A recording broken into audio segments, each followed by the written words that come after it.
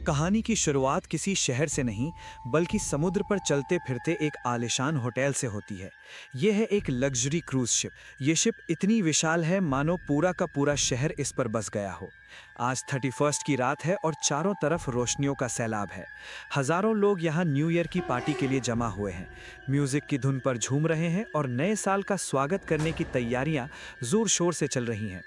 लेकिन उनमें से किसी को भी ये अंदाजा नहीं था कि नया साल उनके लिए खुशी नहीं बल्कि मौत का पैगाम लेकर आ रहा है। शिप के एक आलिशान कमरे में हम मिलते हैं जेनिफर रैम्जी और उसके बॉयफ्रेंड क्रिश्चियन से। जेनिफर और क्रिश्चियन एक दूसरे से बेपनाह प्यार करते हैं और इस सुनसान समुद्र के बीच एक दूसरे के साथ सुकून के पल बिता रहे हैं। दोनों एक दूसरे की आंखों में आंखें डालकर हमेशा साथ रहने की कसम खा ही रहे होते हैं कि तभी अचानक दरवाजा खुलता है। जेनिफर के पिता रॉबर्ट रैम्जी कमरे में दाखिल होते हैं। रॉबर्ट अपनी बेटी से बहुत प्यार करते हैं और काफी सख्त मिजाज के हैं। जेनिफर और क्रिश्चियन तुरंत एक दूसरे से दूर हो जाते हैं। रॉबर्ट उन्हें देखकर भी अनदेखा कर देता है, पर उसकी आंखें सब समझ रही थीं। क्रिश्चियन दरअसल रॉबर्ट के ही ऑफिस में काम करता है। रॉबर्ट जेनिफर को समझाते हैं कि वो अभी बहुत छोटी है और उसे लड़कों के साथ वक्त नहीं बिताना चाहिए। जेनिफर अपने पिता की इस बात से चिढ़ जाती है और गुस्से में वहां से निकल जाती है। वो नहीं जानती थी कि उसके पिता सिर्फ उसकी केयर कर रहे हैं। इस बीच शिप के निचले फ्लोर पर एक लड़की एलिना अकेली घूम रही है। एलिना कोई आम मुसाफिर नहीं, वो बिना पासपोर्ट और टिकट के इस शिप पर चोरी छुपे सवार हुई है। वो भूख से बेहाल थी और किचन ढूंढ रही थी। तभी उसकी टक्कर डिलन जोन्स से होती है। डिलन पहले फायर ब्रिगेड में काम करता था और लोगों की जान बचाता था, पर अब वो काफी बदल गया है। डिलन एलिना को किचन का रास्ता तो बता देता है, पर उसे एलिना पर शक हो जाता है। एलिना जैसे ही किचन पहुंचती है, एक लड़का उसे खींचकर कोने में ले जाता है। ये वही लड़का था जो एलिना को शिप पर छुपा कर लाया था। वो उसे डांटता है क्योंकि अगर वो पकड़ी गई तो दोनों को जेल हो सकती है। वो उसे कुछ खाने को देता है और वापस छुपने भेज देता है। रात का अंधेरा गहरा होता जा रहा था और शिप पर जश्न अपने शबाब पर था। शिप के कैप्टन माइकल ब्रैडफोर्ड स्टेज पर आते हैं और नए साल की शुभकामनाएं देते हैं। वो पार्टी का माहौल गर्म करने के लिए मशहूर सिंगर वैलेंटीना को बुलाते हैं। वैलेंटीना का गाना शुरू होते ही लोग मस्ती में झूमने लगते हैं, लेकिन ये जश्न बहुत जल्द मातम में बदलने वाला था। दूसरी तरफ शिप के ऊपर वाले फ्लोर पर कुछ लोग पोकर खेल रहे हैं। इनमें रॉबर्ट, डिलन और लकी लैरी शामिल है। लकी लैरी एक बाइक रेसर है और काफी खतरनाक हादसों से बच चुका है, इसलिए सब उसे बहुत लकी मानते हैं। जेनिफर वहां आती है। रॉबर्ट उसका बटन बंद करने को कहता है, पर जेनिफर इसे फैशन बोलकर इग्नोर करती है और क्रिश्चियन के साथ डांस फ्लोर की तरफ निकल जाती है। जश्न की रात जवान हो चुकी थी। रॉबर्ट और उसके साथी पोकर का खेल खत्म कर पार्टी एंजॉय करने के लिए निकल पड़ते हैं। जैसे ही डिलन टेबल से उठकर आगे बढ़ता है, अचानक उसकी टक्कर एक छोटे बच्चे से होती है। टक्कर इतनी जोरदार थी कि बच्चे का खिलौना और डिलन के पोकर कॉइन्स फर्श पर बिखर जाते हैं। डिलन उस मासूम बच्चे से बात करने लगता है जिसका नाम कॉनर जेम्स था। अभी दोनों बातें ही कर रहे थे कि तभी वहां कॉनर की मां मैगी जेम्स की एंट्री होती है। मैगी को देखते ही डिलन की नजरें उस पर थम जाती हैं। वो उसे ड्रिंक्स के लिए इनवाइट करता है, पर मैगी समझ जाती है कि डिलन उसे फ्लर्ट कर रहा है। बातों बातों में मैगी उसे बताती है कि वो शादीशुदा है, लेकिन डिलन हार नहीं मानता। वो उसे अपने पुराने दिनों की कहानियां सुनाता है कि कैसे वो कभी फायर ब्रिगेड में लोगों की जान बचाता था और अब सिर्फ पोकर और अपनी शर्तों पर जिंदगी जीता है। दूसरी तरफ डांस फ्लोर पर क्रिश्चियन और जेनिफर पूरी तरह खोए हुए थे। एलिना भी भीड़ का फायदा उठाकर पार्टी का मजा ले रही थी। वहीं एक कोने में बैठा रिचर्ड नेल्सन उदास था। रिचर्ड एक बहुत अमीर इंसान था और उसने सबसे महंगी ड्रिंक ऑर्डर की थी, पर उसके चेहरे पर मातम छाया हुआ था। रॉबर्ट जब उसकी उदासी की वजह पूछता है तो नेल्सन का दर्द छलक पड़ता है। वो बताता है कि उसकी बीवी ने उसे धोखा दिया है और अब उसके पास दौलत तो है, पर सुकून नहीं। नेल्सन वहां से उठकर अकेला शिप के डेक पर चला जाता है। शिप पर नए साल का काउंटडाउन शुरू होता है।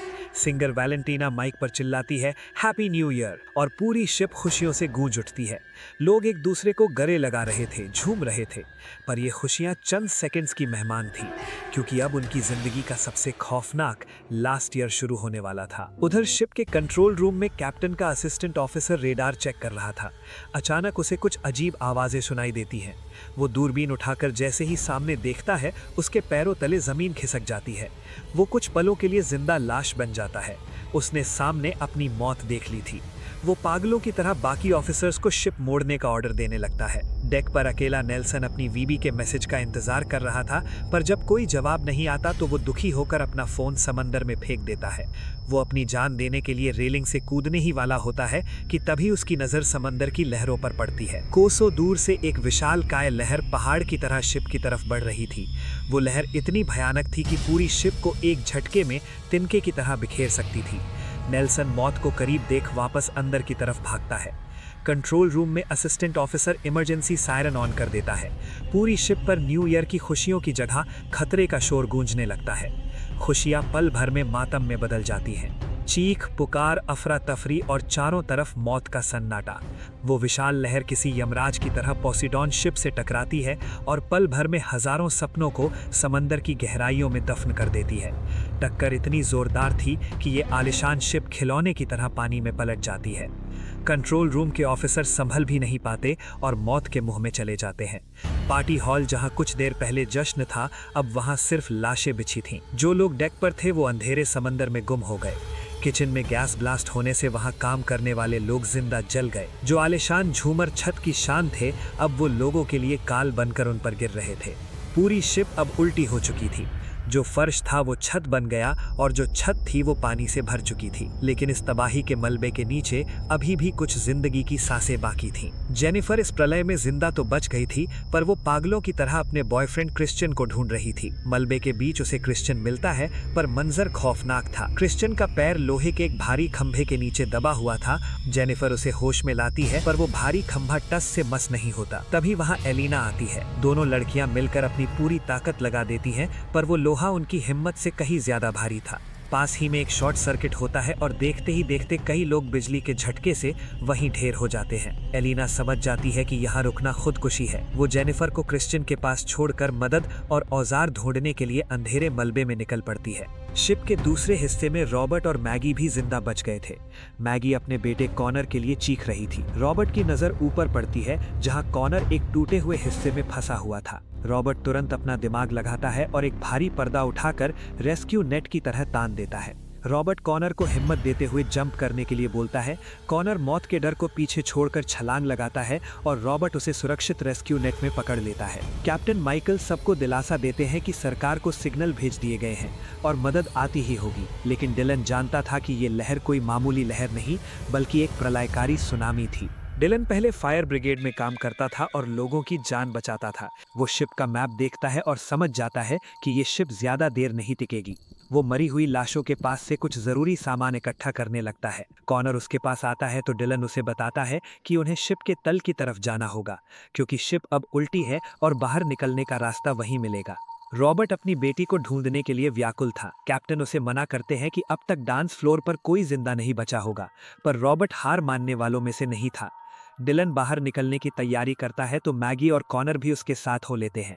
नेल्सन जो खुद को खत्म करने चला था, अब जिंदगी की भीख मांगते हुए उनके साथ हो लेता है। रॉबर्ट डिलन से कहता है कि उसे अपनी बेटी को बचाना है जो डांस फ्लोर पर थी। डिलन बताता है कि सारे रास्ते बंद हो चुके हैं, उन्हें किसी शॉर्टकट की जरूरत है। रॉबर्ट की नजर एक डरे हुए वेटर पर पड़ती है। रॉबर्ट उसे पैसों का लालच देता है और वो वेटर उन्हें डांसिंग फ्लोर का शॉर्टकट बताने के लिए तैयार हो जाता है। सभी वेटर के बताए शॉर्टकट रास्ते पर अब डिलन, रॉबर्ट और उनके साथी मौत से रेस लगा रहे थे। उधर कंट्रोल रूम में कैप्टन माइकल ने रॉबर्ट को जाते देख लिया था। कैप्टन को डर था कि अगर रॉबर्ट वाले फ्लोर का दरवाजा खुला रहा तो पानी उनके फ्लोर तक भी आ जाएगा। वो तुरंत अपने ऑफिसर को ऑर्डर देता है, जैसे ही रॉबर्ट बाहर निकले दरवाजा सील कर दो। रॉबर्ट ये बात सुन लेता है, पर उसके पास रुकने का वक्त नहीं था। वो जैसे ही किचन में दाखिल होता है, पीछे से भारी लोहे का दरवाजा लॉक हो जाता है। अब वापसी का कोई रास्ता नहीं था। किचन में कदम रखते ही सबकी रूह कांप जाती है। यहाँ चारों तरफ लाशों का ढेर लगा था। सुनामी की टक्कर से हुए गैस ब्लास्ट ने यहाँ काम करने वाले हर इंसान को जिंदा जला दिया था। वेटर उन्हें सीढ़ियों की तरफ ले जाता है, पर धमाके की वजह से वो रास्ता मलबे में तब्दील हो चुका था। तभी डिलन की नजर लिफ्ट के दरवाजे पर पड़ती है। डिलन अपनी पूरी ताकत लगाकर और लोहे के सरिये का इस्तेमाल करके दरवाजे को जोर से खोलता है। दरवाजा खुलते ही सामने लिफ्ट नहीं बल्कि एक गहरा काला कुआं था। लिफ्ट ऊपर के फ्लोर पर अटकी हुई थी और नीचे हजारों फीट गहरी मौत। वेटर बताता है कि इस लिफ्ट की दूसरी तरफ एक और दरवाजा है जो सीधा डांसिंग फ्लोर की ओर जाता है। डिलन एक लंबी डाइनिंग टेबल उठाता है और उसे उस गहरी खाई के ऊपर एक अस्थायी पुल की तरह टिका देता है। डिलन सबसे पहले उस कांपती हुई टेबल पर पैर रखता है। नीचे झांकने पर सिर्फ मौत दिख रही थी, पर डिलन किसी तरह दूसरी तरफ पहुंच जाता है। वो सामने वाला दरवाजा खोलने की कोशिश करता है, पर वो दरवाजा जैम था। तभी उसे ऊपर एक छोटा इमरजेंसी डोर दिखता है। डिलन नेल्सन को अपनी तरफ बुलाता है। नेल्सन डरते हुए टेबल पार करता है और डिलन के कंधों पर चढ़कर ऊपर वाले दरवाजे में दाखिल हो जाता है। अब एक एक करके सबको दूसरी तरफ जाना था। छोटा बच्चा कॉनर पहले जाता है, फिर मैगी और उसके बाद रॉबर्ट।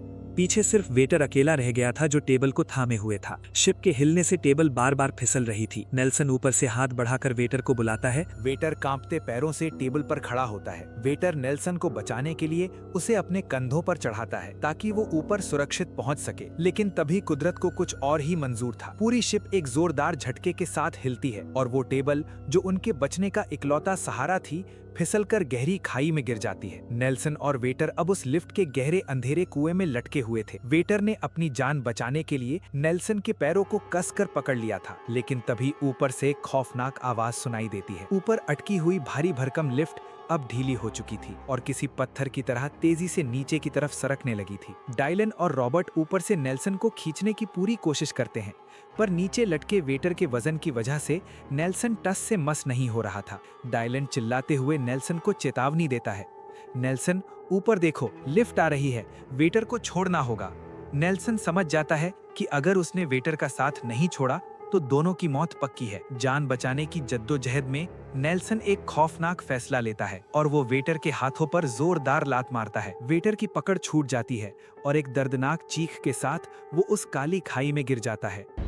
तभी डायलन और रॉबर्ट फुर्ती से नेल्सन को ऊपर खींच लेते हैं और ठीक उसी पल वो भारी लिफ्ट बिजली की रफ्तार से नीचे गिरती है। वेटर की मौत आंखों के सामने देख सब सन्न रह जाते हैं, पर उनके पास शोक मनाने का वक्त नहीं था। जैसे ही वो भारी भरकम लिफ्ट नीचे गिरती है, शिप के निचले हिस्सों में एक भयानक धमाका होता है। आग की लपटें किसी भूखे अजगर की तरह हर चीज को निगलने लगती है। कैप्टन माइकल और उनके साथ बचे हुए लोग इस धमाके की गूंज से दहल जाते हैं। कैप्टन को यकीन हो जाता है कि रॉबर्ट और उसके साथी अब इस दुनिया में नहीं रहे, लेकिन मौत को चकमा देना तो जैसे डायलन और रॉबर्ट की फितरत बन चुकी थी। धमाका होते ही वो फुर्ती से अपने फ्लोर का दरवाजा लॉक कर देते हैं और आग की दीवार के उस पार खुद को महफूज कर लेते हैं। दूसरी तरफ डांसिंग फ्लोर पर मंजर और भी खौफनाक था। जेनिफर अपने जख्मी बॉयफ्रेंड क्रिश्चियन के पास थी, जबकि एलिना मलबे में कोई ऐसा औजार ढूंढ रही थी जिससे क्रिश्चियन पर गिरे उस भारी खंबे को हटाया जा सके। एलिना लाशों के ढेर से गुजर रही थी, तभी अचानक सन्नाटे को चीरती हुई एक चीख निकलती है। लाशों के बीच से एक हाथ तेजी से एलिना का हाथ जकड़ लेता है। एलिना डर के मारे कांपने लगती है, पर तभी उसकी नजर उस इंसान पर पड़ती है। वो कोई भूत नहीं बल्कि लकी लैरी था, वो शख्स जो मौत के इतने बड़े खेल के बाद भी जिंदा बच गया था और अब भी पागलों जैसी मस्ती कर रहा था। लकी, एलिना और जेनिफर मिलकर एक लोहे का सरिया ढूंढ लाते हैं। अपनी पूरी जान लगाकर वो उस भारी खंभे को हिलाते हैं और आखिरकार क्रिश्चियन को उस मौत के शिकंजे से आजाद कर लेते हैं। उधर वेटर की मौत का गम लिए रॉबर्ट और डायलन आगे बढ़ते हैं। रॉबर्ट की आंखों में सिर्फ अपनी बेटी की सूरत थी। जैसे ही वो डांसिंग फ्लोर के मलबे में पहुंचते हैं, उनकी नजर जेनिफर पर पड़ती है जो क्रिश्चियन को संभाले हुए थी। जेनिफर जैसे ही अपने पिता को देखती है, वो दौड़कर उनके गले लग जाती है। एक पिता के लिए उसकी दुनिया उसे वापस मिल गई थी, लेकिन ये वक्त खुशियां मनाने का नहीं था। मैगी, जो पेशे से एक डॉक्टर थी, वो तुरंत क्रिश्चियन के पास पहुंचती है। लोहे के खंबे ने क्रिश्चियन के पैरों को बुरी तरह कुचल दिया था, जिसके कारण क्रिश्चियन के पैरों पर गहरे घाव लग गए थे। उनको ठीक करने के लिए मैगी इलाज करने लगती है। रॉबर्ट को लगता है कि क्रिश्चियन ने उसकी बेटी की जान बचाई है और वो क्रिश्चियन को थैंक यू कहता है, पर क्रिश्चियन सच्चाई बताता है कि कैसे जेनिफर ने अपनी जान दांव पर लगाकर उसे बचाया। रॉबर्ट अपनी बेटी की बहादुरी देखकर दंग रह जाता है। इस सब के बीच एलिना सबसे दूर खड़ी फूट फूट कर रो रही थी। नेल्सन उसके पास जाता है और उसे सांत्वना देते हुए पानी पिलाता है। एलिना अपना दर्द बयान करती है कि कैसे उसका भाई दूसरी तरफ अस्पताल में जिंदगी और मौत की जंग लड़ रहा है और उसके पास वहां जाने के पैसे नहीं थे। वो लड़का जो उसे इस शिप पर लाया था, वो भी अब मर चुका है। एलिना को यकीन था कि वो अब कभी अपने भाई से नहीं मिल पाएगी। नेल्सन उसकी दास्तान सुनकर सन्न रह जाता है। डायलन और उसके साथी मौत की भूल भुलैया में एक कदम और आगे बढ़ते हैं। डायलन एक बंद दरवाजे के सामने रुककर कुछ सोचने लगता है। छोटा बच्चा कॉनर मासूमियत में उस दरवाजे को खोलने ही वाला था कि डायलन झपट कर उसे पीछे खींच लेता है। डायलन को खतरे की आहट मिल चुकी थी। वो अपनी पानी की बोतल निकालता है और दरवाजे पर छिड़क देता है। पानी गिरते ही दरवाजे से धुआं निकलने लगता है। आग की वजह से वो लोहा इतना गर्म हो चुका था कि उसे छूने वाला शख्स पल भर में जलकर राख हो जाता। डायलन और रॉबर्ट फायर एक्सटिंग्विशर लेकर तैयार होते हैं और जैसे ही दरवाजा खुलता है अंदर सिर्फ काला धुआं था। आग शांत हो चुकी थी पर सामने का मंजर देख सबके होश उड़ जाते हैं। आलीशान शिप अब कबाड़ का ढेर बन चुकी थी। हर तरफ मलबा और तबाही थी। मलबे के बीच एक विशाल लोहे का खंभा गिरा हुआ था जो दो हिस्सों को जोड़ रहा था। एक एक करके सबको इस पतले खंभे पर चलकर दूसरी तरफ जाना था। जरा सी चूक और नीचे गहरी खाई में मौत इंतजार कर रही थी। सब डरे हुए थे मगर एक एक करके डरते हुए खंभे के ऊपर से दूसरी तरफ जाने लगे।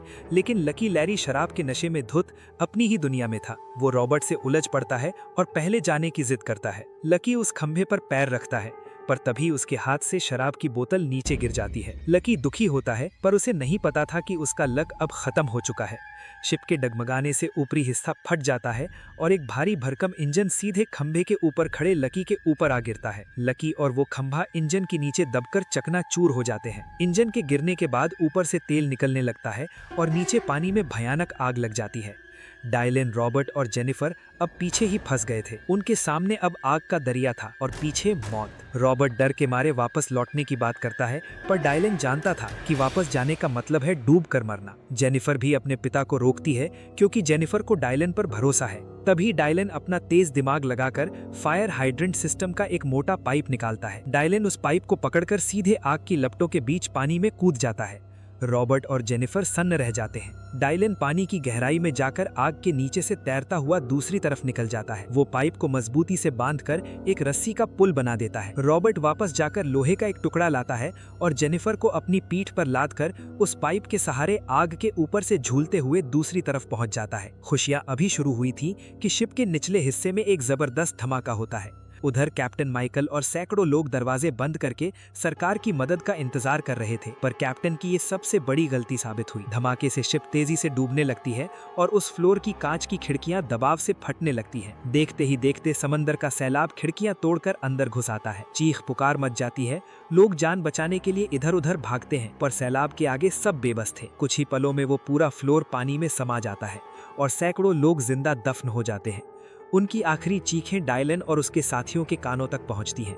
उन्हें समझ आ जाता है कि अगर वो जल्दी बाहर नहीं निकले तो उनका अंत भी यही होगा। मौत हर कदम पर इनका पीछा कर रही थी। डायलन टॉर्च की रोशनी में सबको गाइड करते हुए आगे बढ़ रहा था। तभी उन्हें एक वाटरप्रूफ दरवाजा मिलता है। डायलन जैसे ही उसे खोलता है दूसरी तरफ से पानी का एक खौफनाक सैलाब उनकी तरफ झपटता है। डायलन फुर्ती से दरवाजा बंद कर देता है पर सबकी धड़कनें गले तक आ गई थी। क्रिश्चियन चिल्लाकर बताता है कि पानी अब हर तरफ से ऊपर चढ़ रहा है। डायलन चारों तरफ देखता है। ऊपर जाने के सारे रास्ते बंद हो चुके थे। ऐसा लग रहा था मानो ये शिप अब उनकी कब्र बनने वाली है। तभी रॉबर्ट की नजर एक तंग और संकरी टनल पर पड़ती है। रॉबर्ट कहता है सिर्फ यही एक रास्ता है। वो खुद सबसे आगे टनल में घुसता है और उसके पीछे एक एक करके सब रेंगते हुए आगे बढ़ने लगते हैं। एलिना उस तंग सुरंग को देखकर बुरी तरह घबरा जाती है और पीछे हट जाती है पर डायलन जानता था कि पीछे हटने का मतलब मौत है। वो जबरदस्ती एलिना को टनल के अंदर धकेलता है और खुद सबसे पीछे रह जाता है। टनल के अंदर रेंगना किसी सजा से कम नहीं था। तभी सबसे आगे चल रहा रॉबर्ट देखता है कि आगे दो रास्ते हैं। एक से पानी आ रहा था और दूसरा ऊपर की तरफ जाता था। रॉबर्ट जैसे ही ऊपर वाले गेट के पास पहुंचता है उसे पता चलता है कि गेट बाहर से स्क्रू लगाकर बंद किया गया है। रॉबर्ट पागलों की तरह गेट को धक्का मारता है पर वो टस से मस नहीं होता। उधर पीछे मंजर और भी भयानक हो चुका था। एलिना के आगे चल रहा नेल्सन उस तंग टनल में बुरी तरह अटक जाता है। नेल्सन तड़पने लगता है पर जगह इतनी कम थी कि वो हिल भी नहीं पा रहा था। एलिना खौफ के मारे चीखने लगती है। तभी डायलन देखता है कि टनल के पिछले हिस्से से समंदर का पानी तेज रफ्तार से अंदर घुस रहा है। अगर नेल्सन नहीं निकला तो सब इस पाइप के अंदर जिंदा समाधि ले लेंगे। डायलन एलिना को नेल्सन की मदद करने को कहता है पर एलिना होश खो चुकी थी। तब डायलन उसे उसके भाई की याद दिलाता है। एलिना, तुम्हें अपने भाई के पास जाना है, वो तुम्हारा इंतजार कर रहा है। भाई का नाम सुनते ही एलिना की आंखों में एक नई चमक आ जाती है। वो अपनी पूरी ताकत लगाकर नेल्सन को पीछे से धक्का मारती है और आखिरकार नेल्सन उस टनल से आजाद हो जाता है। रॉबर्ट गेट खोलने की आखिरी कोशिश करता है। वो छोटे कोनर का हाथ गेट के छेदों से बाहर निकलवाता है ताकि वो स्क्रू खोल सके पर स्क्रू काफी टाइट थे। पानी अब डायलन तक पहुंच चुका था और वो पूरी तरह डूबने वाला था। तभी एलिना अपने गले से अपने भाई का दिया हुआ लॉकेट निकालती है और रॉबर्ट को देती है। रॉबर्ट वो लॉकेट कोनर को थमाता है। पानी अब डायलन के सिर के ऊपर जा चुका था। वो सांस लेने के लिए तड़प रहा था। कोनर अपनी नन्ही उंगलियों से लॉकेट के सहारे पहला स्क्रू खोलता है और फिर दूसरा। आखिरकार गेट खुल जाता है और एक एक करके सब बाहर निकलते हैं। अंत में सबको लगा कि डायलन मर चुका है, पर तभी वो जांबाज पानी से बाहर निकल आता है। मगर मुसीबतें अभी खत्म नहीं हुई थी, बल्कि मौत अब एक नया जाल बिछा रही थी। डायलन और उसके साथी एक विशाल टैंक के अंदर पहुंचते हैं, जहां बाहर निकलने का सिर्फ एक ही रास्ता था, एक भारी गेट जो सिर्फ पानी के जबरदस्त प्रेशर से ही खुल सकता था। डायलन सबको एक खौफनाक सच बताता है कि उन्हें इस टैंक को पूरी तरह पानी से भरना होगा, तभी गेट खुलेगा। ये सुनते ही सब सहम जाते हैं, क्योंकि अगर गेट नहीं खुला तो ये टैंक उनकी जल समाधि बन जाएगा। डायलन बिना वक्त गवाए पानी का वॉल्व घुमा देता है। पाइपों से सैलाब की तरह पानी टैंक में भरने लगता है। देखते ही देखते पानी उनके गले तक पहुंच जाता है। अब सांसें रोकने की जिद्दोजहद शुरू होती है। पूरा टैंक पानी से लबालब भर जाता है और सब पानी के अंदर अपनी आखिरी सांसों से लड़ते हुए गेट के खुलने का इंतजार करते हैं। वक्त बीत रहा था, फेफड़े फटने को तैयार थे, पर गेट टस से मस नहीं होता। तभी पानी के भारी दबाव से गेट एक झटके में खुलता है और सब पानी के साथ दूसरे टैंक में जा गिरते हैं। सब जमीन पर गिरकर लंबी सांसें लेते हैं, जैसे उन्हें दूसरी जिंदगी मिली हो। पर डायलन जानता था कि ये सुकून बस चंद पलों का है, क्योंकि ये टैंक भी जल्दी ही भरने वाला था। डायलन सबको पानी के नीचे से तैरकर बाहर निकलने का रास्ता दिखाता है। क्रिश्चियन छोटे बच्चे कोनर को अपनी पीठ पर लाद लेता है और सब एक एक करके गोता लगाते हैं। सबसे पीछे नेल्सन और एलिना तैर रहे थे। तभी अचानक एक लोहे का तार एलिना के कपड़ों में फंस जाता है। एलिना पानी के अंदर ही छटपटाने लगती है। वो तार निकालने की कोशिश करती है, पर वो जाल और भी कसता जाता है। नेल्सन जब पीछे देखता है तो एलिना उसे कहीं नजर नहीं आती। वो वापस पानी की गहराई में जाता है और जो देखता है उससे उसकी रूह कांप जाती है। एलिना की बॉडी से खून रिस रहा था और वो बेजान होकर पानी में तैर रही थी। नेल्सन उसे खींचकर बाहर लाता है। रॉबर्ट और डायलन भी उनकी मदद के लिए पानी में कूद पड़ते हैं। एलिना को बाहर निकाला जाता है, पर वो कोई हलचल नहीं कर रही थी। रॉबर्ट पागलों की तरह उसे सीपीआर देता है, उसकी चेस्ट को दबाता है, पर एलिना की आंखों में अब कोई रोशनी नहीं थी। रॉबर्ट जब उसके सीने पर कान लगाकर धड़कन सुनने की कोशिश करता है तो उसे सिर्फ खामोशी सुनाई देती है। एलिना मर चुकी थी। वो लड़की जो अपने बीमार भाई के पास जाने के लिए इस शिप पर मौत से लड़ रही थी, उसका सफर यहीं खत्म हो गया। नेल्सन उसे गले लगाकर फूट फूट कर रोने लगता है। छोटा कोनर अपनी जेब से वो लॉकेट निकालता है जो एलिना ने उसे दिया था और उसे एलिना के गले में वापस डाल देता है। ये मंजर इतना दर्दनाक था कि हर किसी की आंखें नम थीं, पर उन्हें एलिना को वहीं छोड़कर आगे बढ़ना था, क्योंकि समंदर का पानी अब भी उनके पीछे था। रॉबर्ट सबसे आगे चलते हुए ऊपर जाने का रास्ता ढूंढता है। वो एक ऐसे हिस्से में पहुंचते हैं जो किसी कबाड़ खाने जैसा लग रहा था। चारों तरफ टूटा हुआ सामान बिखरा था। तभी रॉबर्ट सबको खामोश रहने का इशारा करता है। सन्नाटे में एक आवाज गूंज रही थी, जैसे कोई शिप की दीवार पर चल रहा हो। जेनिफर को लगता है कि शायद कोस्ट गार्ड की टीम उन्हें बचाने आ गई है। सबके चेहरों पर एक चमक आ जाती है। वो तेजी से मलबा हटाने लगते हैं, पर जैसे ही रॉबर्ट रोशनी डालता है वो उम्मीद चकनाचूर हो जाती है। वो कोई रेस्क्यू टीम नहीं थी, बल्कि शिप के हिलने से एक टूटा हुआ फोन बार बार दीवार से टकरा रहा था। कबाड़ खाने में मिली वो उम्मीद महज एक टूटा हुआ फोन निकली। लोगों की हिम्मत जवाब देने लगी थी। टॉर्च की रोशनी जहां भी पड़ती वहां सिर्फ मौत का मातम था। तभी डायलन की नजर मैप पर पड़ती है। वो हार मानने वालों में से नहीं था। वो सबको आगे बढ़ने के लिए कहता है, पर डायलन और उसके साथियों के कदम अब थक चुके थे। जिस रास्ते से वो आजादी की उम्मीद लगाए आगे बढ़ते हैं वो अब पूरी तरह समंदर के पानी से भर चुका था। चारों तरफ सिर्फ लोहा और मौत का सन्नाटा था। सबकी हिम्मत जवाब दे गई। लोग हार मानकर वहीं बैठ गए, मानो उन्होंने अपनी मौत को स्वीकार कर लिया हो। रॉबर्ट डायलन के पास जाता है और भारी आवाज में कहता है, थैंक यू डायलन, तुमने हमें बचाने के लिए अपनी जान दांव पर लगा दी, पर शायद हमारी किस्मत में यहीं दफन होना लिखा है। सब अपनी आखिरी प्रार्थनाएं कर रहे थे, तभी शिप के सबसे निचले हिस्से में खौफनाक धमाका होता है। धमाका इतना जोरदार था कि हजारों टन वजनी ये शिप किसी खिलौने की तरह हवा में उछलती है और फिर वापस पानी में गिरती है। इस उथल पुथल ने पूरे शिप का नजारा बदल दिया। मैगी अपने चारों तरफ देखती है, पर उसका बेटा कॉनर कहीं नजर नहीं आता। वो अब इस अंधेरे और खौफनाक पानी के सैलाब में कहीं गुम हो चुका था। मैगी अपनी जान की परवाह किए बिना इधर उधर भागती है। तभी मैगी का पैर फिसल गया और वो सैलाब के साथ अंधेरे गलियारों में बह गई। इस अफरा तफरी के बीच रॉबर्ट की नजर सामने वाले रास्ते पर पड़ती है। धमाके की वजह से पानी का रुख बदल गया था और बाहर जाने वाला रास्ता अब बिल्कुल साफ था। रॉबर्ट चिल्लाता है, रास्ता खुल गया है, जल्दी चलो। रॉबर्ट, जेनिफर, क्रिश्चियन और नेल्सन उस रास्ते की तरफ भागते हैं, पर डायलन अपनी जगह से टस से मस नहीं होता। वो मैगी और उसके बच्चे को इस मौत के जाल में अकेला छोड़कर नहीं जा सकता था। वो जांबाज अपनी जान की परवाह किए बिना वापस उस अंधेरे और डूबते हुए हिस्से की तरफ मुड़ जाता है जहां मैगी और कॉनर लापता थे। एक तरफ रॉबर्ट और उसके साथी आज़ादी की ओर दौड़ रहे थे और दूसरी तरफ डायलन मौत के जबड़े में वापस जा रहा था। कुछ दूर चलने और मलबे को हटाने के बाद डायलन को मैगी मिल जाती है, जो पानी से संघर्ष कर रही थी। डायलन उसे सहारा देता है, पर उनकी जंग अभी खत्म नहीं हुई थी। अब उन्हें उस छोटे मासूम कॉनर को ढूंढना था, इससे पहले कि ये शिप पूरी तरह समंदर की गहराइयों में समा जाए। दूसरी तरफ नेल्सन बदहवास होकर एक भारी गेट की ओर बढ़ता है। रॉबर्ट उसे रोकने के लिए चिल्लाता है। नेल्सन रुकने के लिए बोला था, पर नेल्सन गेट खोल देता है। गेट खुलते ही अंदर चल रहे शिप के विशालकाय फैन का प्रेशर उसे जोरदार टक्कर मारता है। नेल्सन लहूलुहान होकर नीचे गिर पड़ता है। उसके सिर पर गहरा जख्म हो गया था। जेनिफर और क्रिश्चियन उसे संभालते हैं, पर खतरा अब और बढ़ गया था। ये विशाल पंखे ही उनके बाहर निकलने के रास्ते के बीच खड़े थे। दूसरी तरफ डायलन और मैगी को कॉनर की आवाज सुनाई देती है। वो देखते हैं कि कॉनर पानी के बीच एक लोहे के जाल में फंस गया है और धीरे धीरे डूब रहा है। मैगी बेबस होकर रोने लगती है। डायलन अपनी जान जोखिम में डालकर पानी की गहराई में उतरता है। रास्ता बंद था, दम घुट रहा था, पर डायलन हार नहीं मानता। वो किसी तरह जाल को तोड़कर बेसुध कॉनर को पानी से बाहर निकाल लाता है।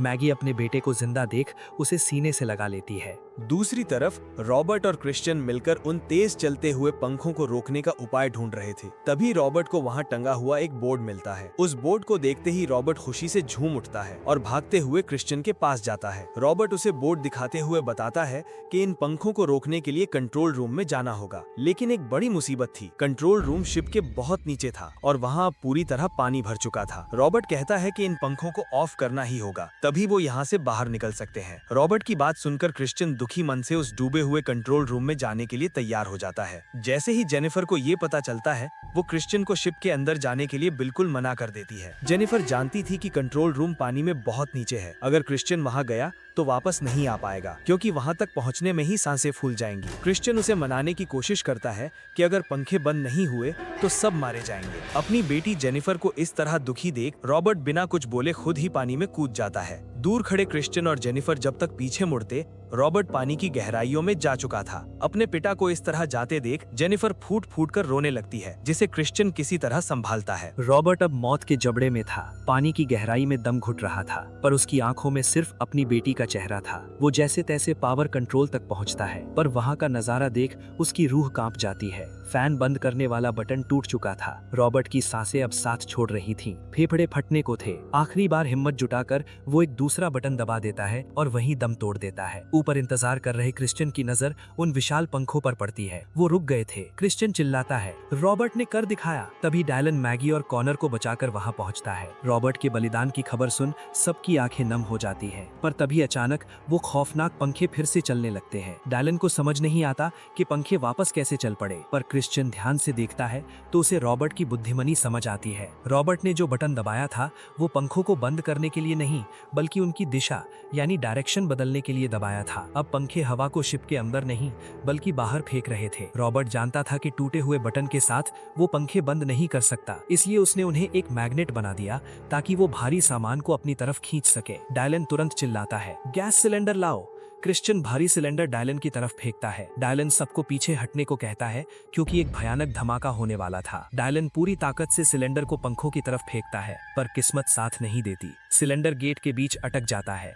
सिलेंडर अटका हुआ था और शिप की दीवारें फटने लगी थीं। मौत अब कुछ इंच दूर थी। डायलन एक आखिरी बार अपनी जान की बाजी लगाता है और आग और लोहे के बीच जाकर उस सिलेंडर को धक्का देता है। जैसे ही सिलेंडर पंखों की ब्लेड से टकराता है, एक जोरदार धमाका पूरी शिप को हिला देता है। आग की लपटें उठती हैं और वो विशाल पंखे चिथड़े चिथड़े होकर बिखर जाते हैं। डायलन धुएं के बीच से जिंदा बाहर निकलता है। रास्ता साफ था। क्रिश्चियन जेनिफर को संभालते हुए उस टूटे हुए रास्ते से शिप थे बाहर ले जाता है। बाहर समंदर का खौफनाक सन्नाटा था। शिप उल्टी पड़ी हुई थी और तेजी से डूब रही थी। सब एक एक करके समंदर में छलांग लगा देते हैं। डायलन को पानी में एक इन्फ्लेटेबल बोट मिलती है। सब उस पर सवार होते हैं। तभी मैगी पीछे देखती है। वो विशालकाय जहाज अब उनके ऊपर ही गिरने वाला था। पागलों की तरह चप्पू चलाकर बोट को दूर ले जाता है। उनके देखते ही देखते समंदर का वो पोसाइडन सुलगता हुआ पानी की गहराइयों में हमेशा के लिए दफन हो जाता है। चारों तरफ सिर्फ धुआं और लहरें थीं। डायलन अपनी फ्लेयर गन निकालता है और आसमान में एक लाल रोशनी छोड़ता है। कुछ ही समय बाद आसमान में 2 हेलीकॉप्टरों की गूंज सुनाई देती है। मौत के मुंह से बाहर निकले इन जाबाजों की आंखों में आंसू थे, अपनों को खोने का गम और जिंदा बचने की खुशी। जेनिफर आजाद तो थी, पर अपने पिता के बलिदान के साए में। हेलीकॉप्टर से उनको रेस्क्यू कर लेते हैं। इस न्यू ईयर के शिप के मातम से कुछ जिंदगियां जिंदा लौट आई थीं और फिर इस कहानी का यही अंत हो जाता है।